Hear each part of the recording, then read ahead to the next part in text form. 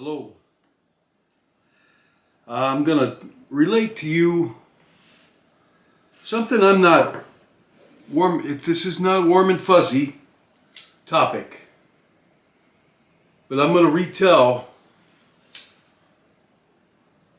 some events that have happened and come in my life, and my instances, my evidence, personal evidence based on my experience, my testimony of the existence of hell and the devil, demonic forces. Two parts. This one I'll cover my personal evidence of hell is real. Because there are a lot of Christians and other spiritual people inclined to think that hell is just a scare tactic that some old men used to write into the Bible. There's a lot of NDE stories that I like to read them. I think some of them are blessed, but quite a few of them say there's no judgment, there's no hell, period. Which completely flies against the Christian faith. If there's no judgment, no hell, then Jesus didn't need to go to the cross to save us. The work of the devil, quite frankly. And some of these NDEs that say this, I question them. I don't believe them. But I like to read them anyway. But this is my own evidence of the existence of hell. And in part two, if and when I get around to it, I'll talk about my own personal evidence and experience with demonic forces. But first, I want to talk about I want to read a few scriptures, what Jesus said about hell. It's a subject a lot of people are uncomfortable with. Jesus was not. Jesus spoke of hell a number of times. And so I'm going to start this off. We'll take a look at what Jesus had to say about hell, so I don't feel so bad giving you my testimony on it. Because it was good enough for Christ, thought it was important enough to talk about, then it should be covered. And a lot of people don't like to cover it, really. So in Mark chapter 9, verse 47 to 48, Jesus said, "And if your eye causes you to stumble, pluck it out. It is better for you to enter the kingdom of God with one eye than have two eyes and be thrown into hell, where the worms that eat them do not die, and the fire is not quenched." And that's from Jesus Christ in Mark chapter 9, verse 47 and 48. Again, I always read these twice because they really are the foundation. It's not what I'm saying, but you know what I'm saying. So I'll read it again. Mark 9, 47, 48. Jesus said, "And if your eye causes you to stumble, pluck it out.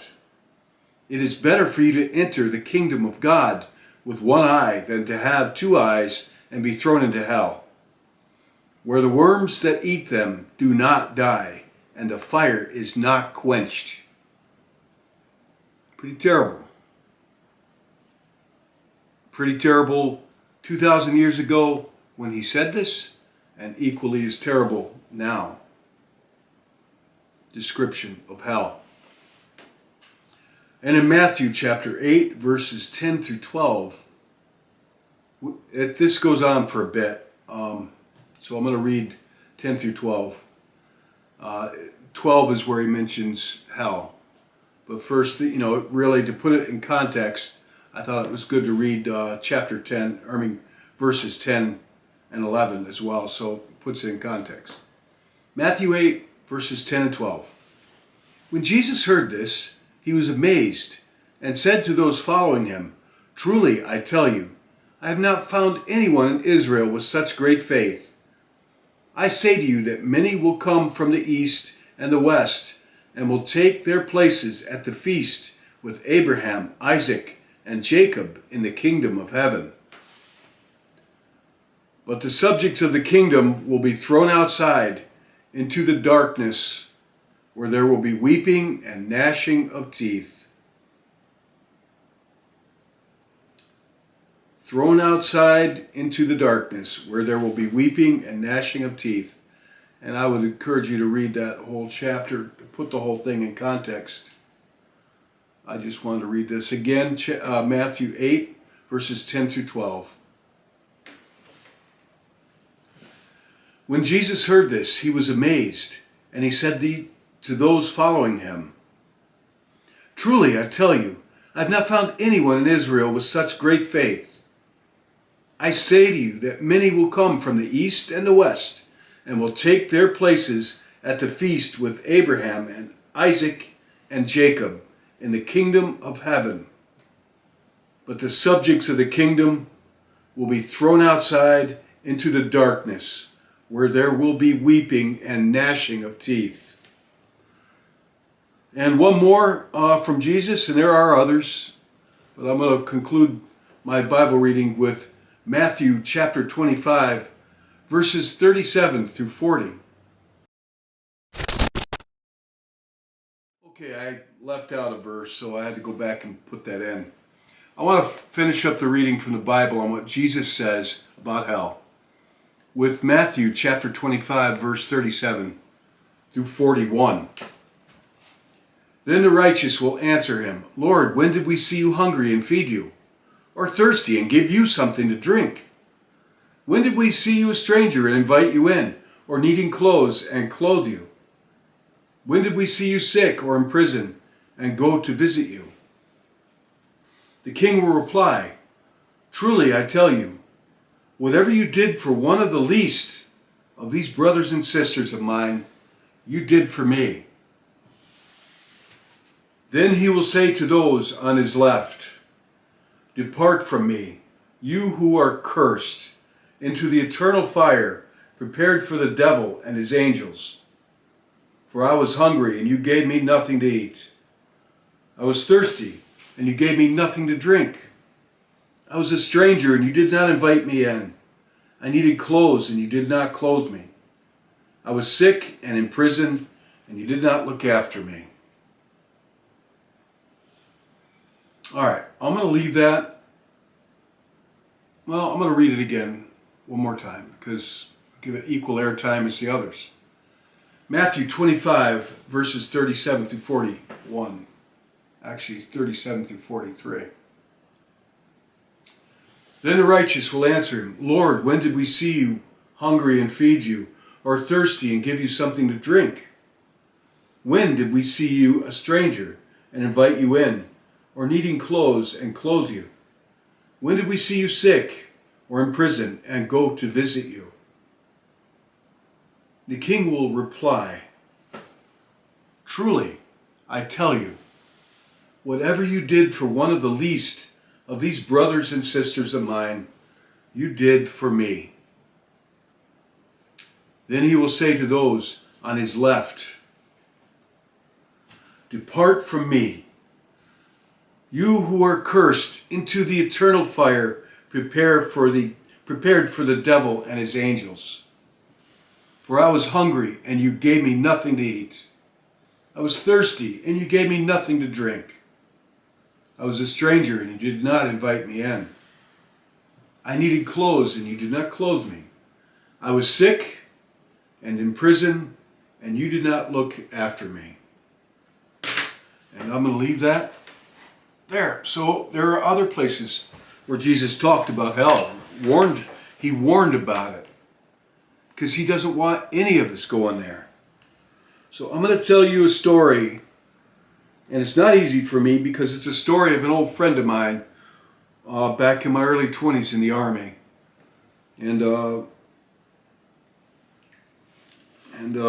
It's hard for me to, I've really wrestled with whether I should even relay this, but if it helps somebody out, if it does some good, that's something, right?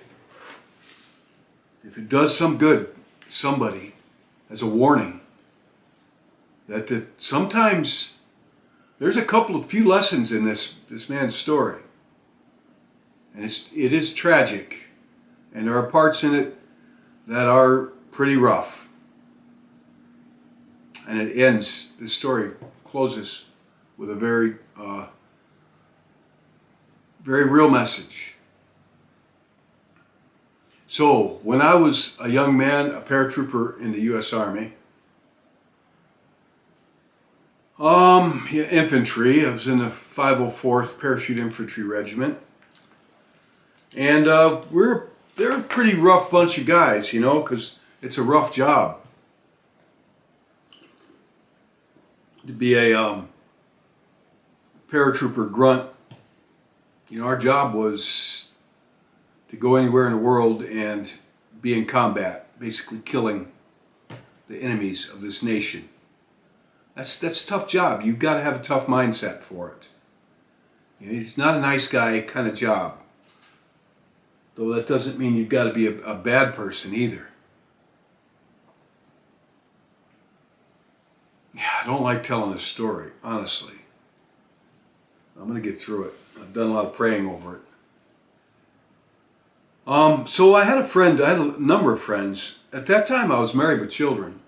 And I went to church every chance I could. And they always offered church services when we were in the field. And I always went. And when we weren't in the field, I always went to church. And so I was fairly devout. Married with kids, so I didn't go out a whole lot with the guys, unless we were overseas. I went out with them. But I had a friend, I'll just say his nickname was Buck, and he was a sergeant, and I was a sergeant. E5, Buck Sergeant, but that wasn't why we called him Buck. It had to do with his last name was, so people called him Buck or Bucky.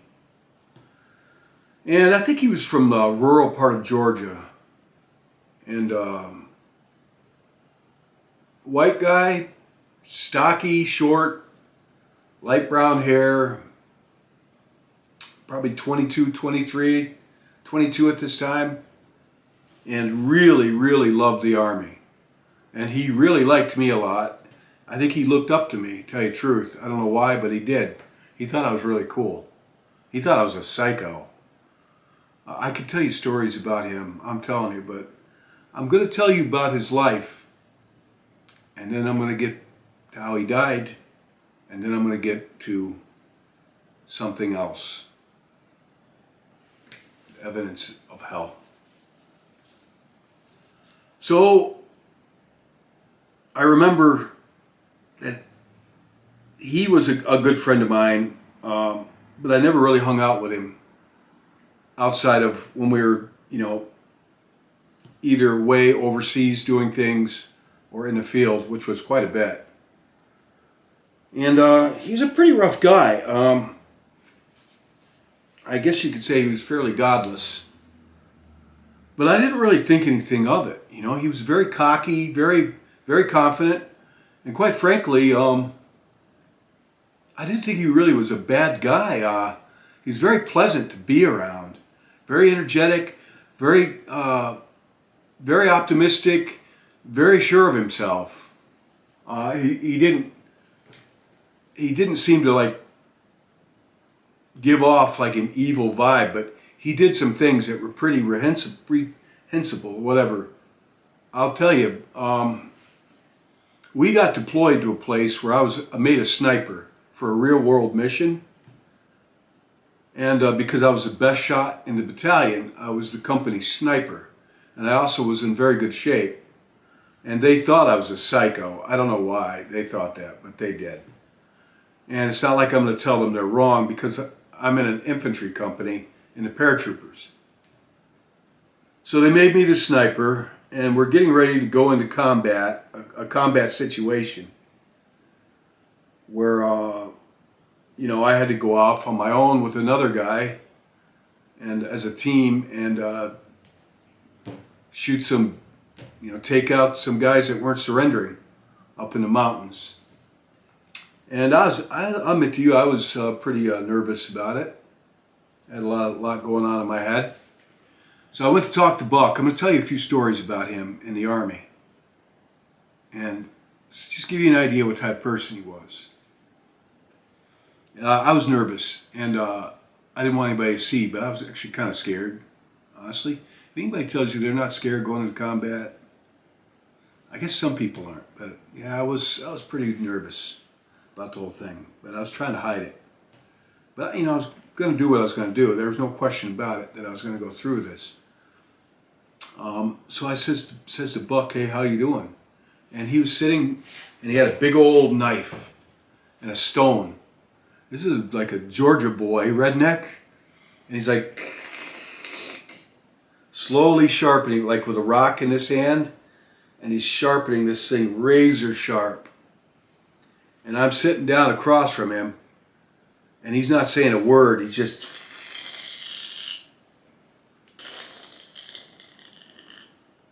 I said, "So how's it going?" And he looks up to me and goes, he says, "I don't know about you, Shank." He says, "But when I get them," he says, "I want them close." He says, "I want to smell their breath. I want them close." And he went back to sharpening his knife. And I'm thinking like, whoa, I ain't meant it. So anyway, that's how it is with some people. Thank God I didn't have to shoot anybody, and he didn't have to do that either. We didn't have to kill anybody in this. They surrendered. Then I will tell you that wherever we went, in the Middle East, we were in Central America in a couple places. We were up in Alaska a couple of times. I hung out with this guy and a few other guys in my platoon, and they always tried to get us into a brawl, usually in a barroom brawl or wherever they could find trouble. They would instigate trouble, and to get us into a brawl, like trash the whole place. I mean, tear the bar up, punching people out and stuff. Kind of rough stuff. Nobody got seriously ever hurt or injured, just fist fights with other people until the cops broke it up or we ran out of there. So he's always looking for trouble. He did some things that he's lucky he didn't get life in prison for. Him and a few other guys, where they kidnapped some people outside of the post in Fayetteville. I guess I wasn't there. I wasn't with them. I heard about it. This is when we weren't in the field, so I was probably home with my wife and kids. But on the weekend, these guys went to Fayetteville looking to beat up some homosexuals, quite frankly, going gay bashing. And they got a couple of these guys and a couple of gay guys at a gay bar, let them on, brought them out to the car. This is a story I got. Beat them up, pistol whipped them, tied them up at gunpoint, had them do Buck and two other guys. And there's something about the other two guys I'm going to talk about here after this. Had them do at gunpoint things to each other, the two gay guys, while they watched and laughed. Then took these guys, had them stripped naked, tied them up, and drove them out to an impact area on Fort Bragg, way out, miles away from the barracks. I told you part of this is rough. And left them out there, tied up. I'm sorry, I couldn't believe they did this. And they left them out there. An impact area is where artillery does their practice. It's where live artillery. It's like a couple of square miles. There's signs that stay out of here. It's where live artillery rounds hit. It's an artillery range, but it's where the live rounds impact. So they left them in an impact area in the middle of the night, and they drove back to the barracks. Well, these guys managed to get untied, and these two guys walked back to Fort Bragg naked, talked to the MPs, and it wasn't hard to find them because Buck was driving a purple station wagon at the time. Purple station wagon. So it wasn't hard to find a purple station wagon. So Buck and the other two guys were arrested, and they were looking at life in prison for kidnap and some other things, robbery.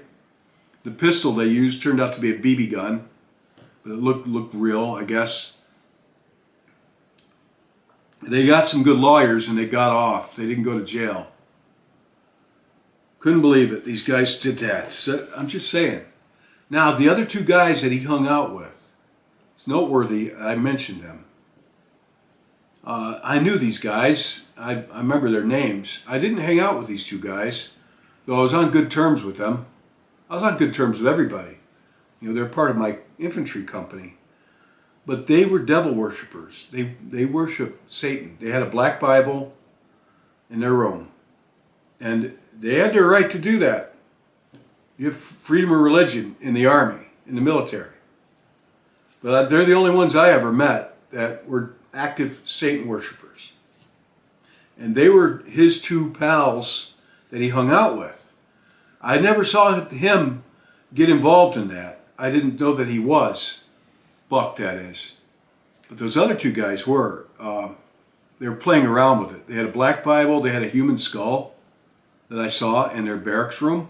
I don't know where they got it. I never asked. These two guys were actually good soldiers. But this is what they did on their time off. And I did not associate with them. I didn't. I mean, I was on good working terms with them, but I didn't associate with them. But Buck did. He was close friends with them. I'm scared, uneasy even talking about this stuff. See, I'm a little jumpy. So that might play into this a little bit. I don't know. Now I'm going to flash forward one more story about Buck, and then I'm going to get to the end of this. And this is pretty, might be offending to some of you, the language. But I'm going to tell you what happened. And there's a lesson in this, as well as what follows. All right. I was in the 504th Parachute Infantry Regiment, Charlie Company, when this happened. Actually, I was in Alpha. I'd been transferred to Alpha Company, which is the barracks over. Any rate, where was I? Well, I was in Charlie Company with these guys. I knew them all. I think at the time of this, well, all right, we'll just leave it there. I moved to another barracks right at the end of my term, but that's irrelevant because I was friends with all these people. I knew them all well, and we were in the same unit, same platoon for quite a while. So a man in Bravo Company that I did not know, a staff sergeant, and I remember his last name was Brown, he died. He had a heart attack. He was like 36 years old, and that's old for that unit. That is old, 36. It's definitely a young man's game. He was playing football with guys in his company, and he had a heart attack, and he died. And he had a wife and kids. And I did not know this man at all. But he had a funeral service, memorial service, with his coffin and him in it. Was in the 82nd Airborne Division Chapel. And I'll put some pictures up of that. I'm sure I can find some on the web. Really good stained glass of paratroopers, like in World War II and stuff. But the Division Chapel, the 82nd Airborne Division Chapel. So we were required in Charlie, I was in Charlie Company when this happened. So yeah, this was in Charlie Company, which was the same company Buck and the other everybody was in that I'm talking about. Except for this deceased man, he was in Bravo Company, the barracks next to ours. I didn't know him. So this man's funeral memorial service is in the Division Chapel, which is about a 5-minute walk from our barracks at the time. And his coffin is up front. And his wife and his children, he had like 3 or 4 kids, were sitting up front. and the rest of the place was filled up with service with guys, paratroopers in their dress uniform, with red berets and such. That's what we wore, but the berets were off. But so our company, Charlie Company, our first sergeant had us in formation, and he said that we were required to send like 10 guys to his memorial service, just as a gesture from our company, to attend his memorial service. And I was picked, Buck was picked, and so were about 7 or 8 other guys. We were picked, which meant we had to get our dress uniforms really shiny, pressed, boots shined, looking good, and we had to march over there and make this service. So the place is full, mostly of soldiers. The man's wife and kids were sitting right up front.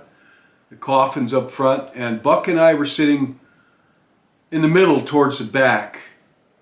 But it's not a very big chapel. You can hear everybody in there if they talk. So we're kind of in the middle, a little bit towards the back, as I recall. And it was really sad. The service was sad. The way they do these paratrooper services was a tradition where the first sergeant, that is the senior sergeant in the company, would call off. They'd talk about the man. The division chaplain would give a speech about whatever, life and death and faith and whatever. They usually weren't very kind of non-denominational, but that's the way the military is in America, or was. And it'd be that, and then the hard thing that really drilled it in that the man was dead was this, the first sergeant would stand up and he'd do a roll call of the man's squad. Staff Sergeant Brown had a squad, a 9-man infantry squad, just like I did, which means I'm the leader of a squad of 8 soldiers, and he would call them out one by one. The 8 men in this man's, Staff Sergeant Brown's squad. He'd call out like, Private Smith, and he would call it out like with a command voice that would ring out in this little chapel. Private Smith, John Smith, and this guy would stand up. Here, First Sergeant. Specialist Marks. Another guy would stand up in the chapel. Here, First Sergeant. At attention. And they'd go on down the line of 8 guys. And these guys would stand up and they'd bark out, which really got your attention because they were loud. But they'd, Here, First Sergeant, which is how you're supposed to be. You're supposed to shout it out. You don't say, Here, First Sergeant. You don't do that. I would now. That's not how no, not that, no. You better bark it out and stand. They'd sit up, stand straight up and say, Here, First Sergeant. And they'd say like, Specialist Jackson.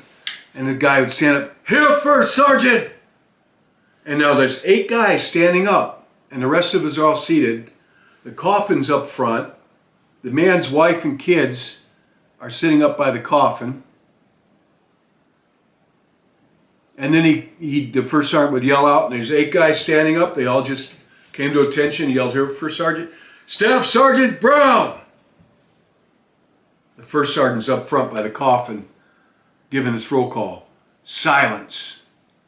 And you know why it's silent. Because the man up there in the coffin is Staff Sergeant Brown. And he'd say it again. Staff Sergeant Brown. Silence. And now I started getting teary-eyed. I started getting wet eyes, and Buck sitting next to me. And the man's wife and kids started crying, wailing, weeping loud. It was sad because something about it really drilled it into you that he's dead and gone and he's in that coffin up in front of us. And the man's wife and kids are crying, and I didn't even know the guy, and I'm getting tears coming down. I'm fighting them back. A lot of people were. I saw that. And the first sergeant would say a third time, Staff Sergeant Brown. and it's quiet. And you hear people crying, especially the wife and the children up there were wailing out. And I'm fighting back tears, and I'm losing a few. And the first sergeant would say, then he would turn to the command sergeant major of our battalion, and he'd say, Command Sergeant Major, I report that we have a fallen paratrooper. And oh my God, and this is when Buck says out loud, to where everybody in that room, that little chapel, could hear him. He looks at me and says, look at you. I said, come on, man. Come on, quiet. He says, no, I'm not going to be quiet. He says, did you know Brown? I said, no, man, this is sad. Be quiet. You know, in a hush, like, quiet. He says, well, I knew him. And he said, he was an asshole. He says that in a chapel. I couldn't believe it. The man's wife and kids are there. I couldn't believe nobody didn't do anything. Nobody did. It is, I knew him. He was an asshole. I mean, come on, man. Like, I just wanted to disassociate with him at this point. I said, this is sad, man. He says, I'm not going to be quiet. He says, look at you. I don't believe it. You didn't even know him. That loud. He said, I knew him and he was an asshole. And that was it. I told you there was going to be some rough language in this. I couldn't believe him. I didn't say anything. But that was about the last time I would see him alive. About that I can remember. I'm getting towards the end of this story. I couldn't believe he did that. I couldn't believe that he wasn't got in trouble for that. Nothing came of it. A few people thought it was funny. I didn't think it was funny at all. Maybe the guy was. Probably was. But his wife and kids were there. It was disrespectful. And it's a church. Very disrespectful, I thought. Well, I had to go to a school, a military school. I got to say a prayer. Every time I hear an ambulance, I say a prayer for whoever's hurt. Lord, be with whoever's in trouble and be with those that are taking care of them. Your presence be there, Lord. In Jesus Christ, I pray. Amen. I always do that. Oh, I've done it for years. Sorry.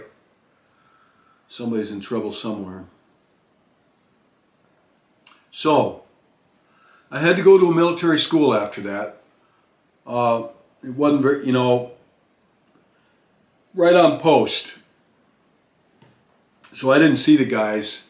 I just got up in the morning, made formation, and then went to this school, like a training course, by myself.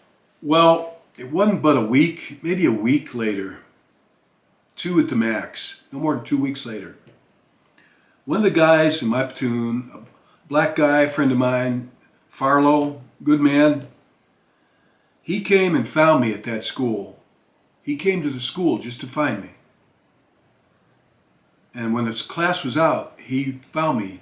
He says, did you hear what happened to Buck last night?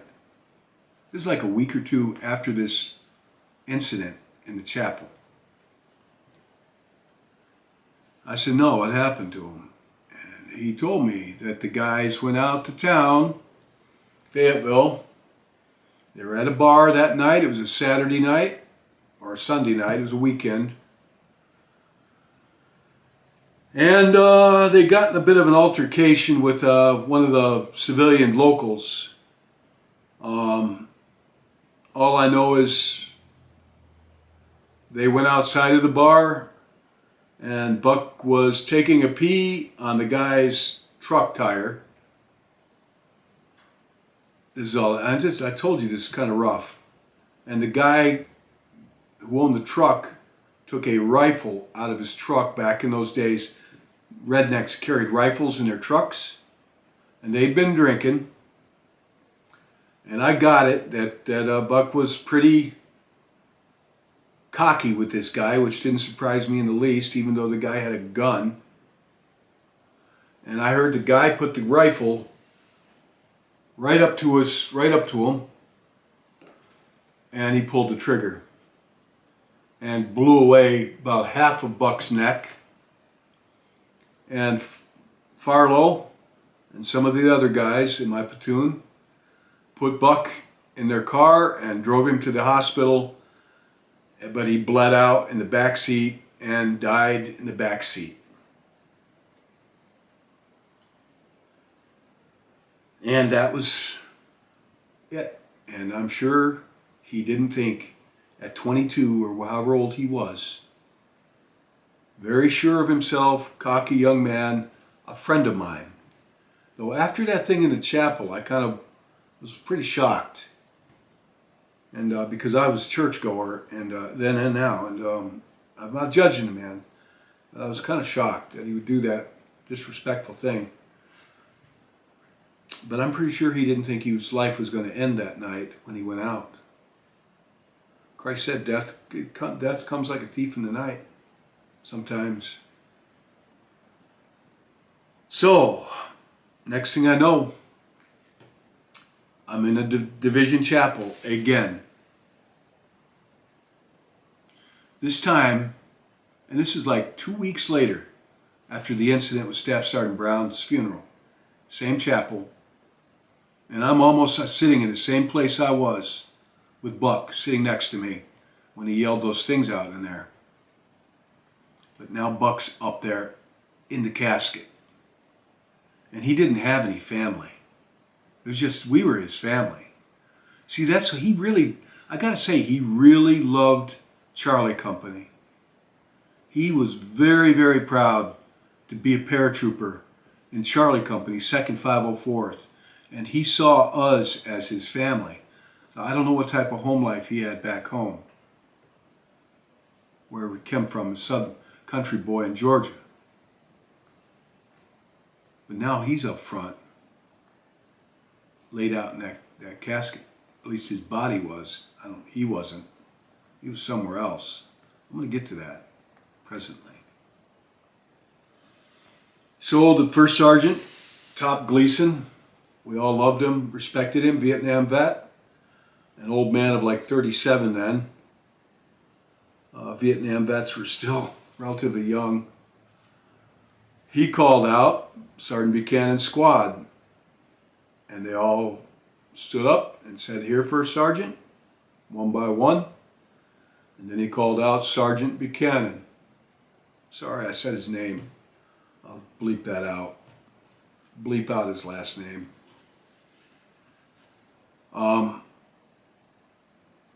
And there was silence. And he called his name out 3 times, and there was silence. And then First Sergeant turned, standing up by the coffin, up front, turned to his Command Sergeant Major, and said, "I report we have a fallen paratrooper." I forgot the words, but it was kind of like that. "Command Sergeant Major, I report we have a fallen paratrooper." And he said Buck's name. And I thought back to how ironic, not ironic, an act of who knows, that it was just like 2 weeks prior that I was sitting there with a guy, Buck, at Sergeant Brown's funeral when Buck yelled those things out about the man, and now Buck's up front. Do you think that was by chance? Not all things go unpunished in this life. I would dare wager. That who knows, might have been God. I don't know. I don't know. That's way over my head. And I'm sitting back there when the First Sergeant reported to the Command Sergeant Major that we have a fallen paratrooper, and it was Buck up there in that coffin, minus half his neck and his soul weren't there. And I hate to say it, but I got a bit of a wry grin on my face because I couldn't believe that it was just 2 weeks after that incident, and now I'm sitting there in the same place, and he's up front in the coffin. Now I'm going to close this story and skip forward about 15 years. Would it be 15? Yeah, about 15 years forward. And I was at my mom's house in the basement where she had her washer and dryer, big basement. Not like my dingy one where, it's a nice full basement. I used to go down there a lot, do laundry, whatever. I was down in her basement. And I was praying to God, as I do, and I still do, to say hello to my friends who have crossed over. And I'll go down a list of friends and loved ones, even then, who had crossed over. Tell them I said hello, or give her a hug for me. And when I got to Buck, I remembered him. Of course I remember my friend. And I asked Jesus, I said, what did I say? Tell him I said hello, something like that. Be with him and tell him I said hello. It was the same thing I was asking for. I was going down a list in my mind, and I got to Buck, and I hadn't done this before. It was the first and only time that I did this for him, because for some reason I was thinking of him. And, and as soon as I said, be with him and tell him, I got a jolt of pain. I was standing up from the very top of my head, like a flash of lightning, went all the way through my body and to my feet. And it made me jump and hit the floor. Like, actually, I took a knee. It was real quick. I mean, I'm like, Lord Jesus, be with, Buck, and tell him I said hello, and I went right down. The pain dropped me. It made my knees buckle, and I just dropped down, and this is what I heard. I cannot be where he is. And it was just a brief flash of pain, but it was intense, but enough to make my legs buckle and me drop to the floor. And then it was over, like a half a second. It was a zap, and I'm like, ah. I'm down, and I hear, I cannot be where he is. So this is my personal evidence of the existence of hell. And I will pray for that individual, but here's where speaking in tongues comes in handy, which I can pray in tongues. I have that gift of the Spirit. I've had it since my mid-20s, probably like 2 years after this event happened. I got the gift of tongues, which you'll never hear. Nobody ever has except the Lord. But I will pray for him in tongues because the Spirit knows how to pray where we don't. So that's where I'll pray in tongues.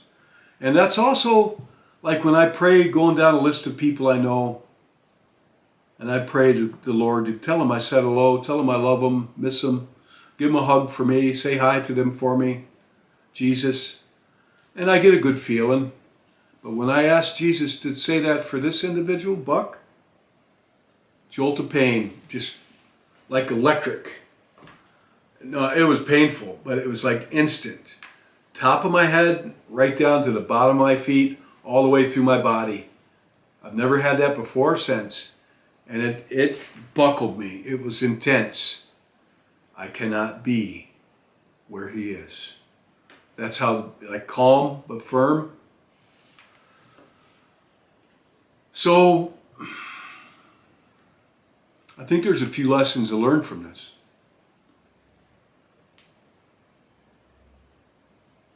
Sometimes I think people can pay for their sins, be held in this life, accountable for things they've done, or God's wrath. I don't know. And he didn't know. He knew that I knew Christ. Did I ever talk to him about Jesus?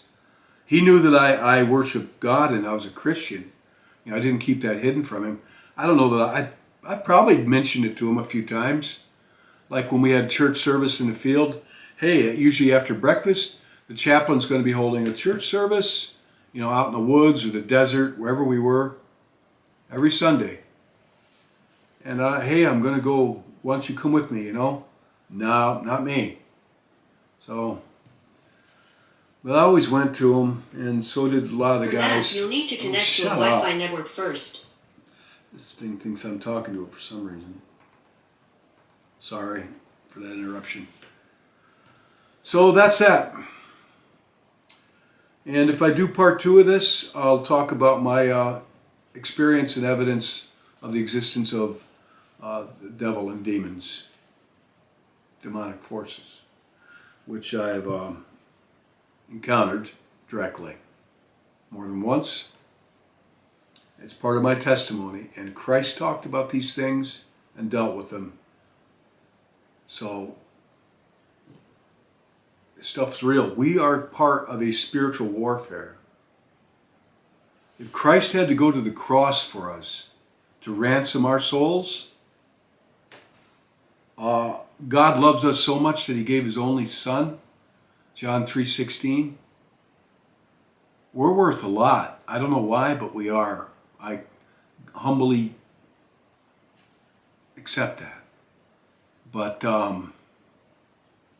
you better believe the devil wants us too. We're very valuable. God wants to save us. The devil wants to destroy us. We're created in God's image. And we're heirs to the kingdom of heaven, which really upsets the dark forces. Whatever. But you better believe the devil wants to destroy all of us. God's creation, whatever. And some of these indies, do you think he's not using some of these people to influence them, to get a lot of Christians to believe there's no hell? There's no judgment. We're not, judged for anything in our life. There's no hell. We don't really, never needed, Christ didn't need to go to the cross because we're good no matter what happens here with us. That's a lie, folks. That is a lie. And you need the blood of Christ. You need to accept Jesus Christ. And I'm certain most of you have, all of you have. If you haven't, you need to accept Jesus Christ. He ransomed you. And I wished my friend had accepted him. So, all right, that's all. I got through this. Make of it what you will. Thank you. Good night.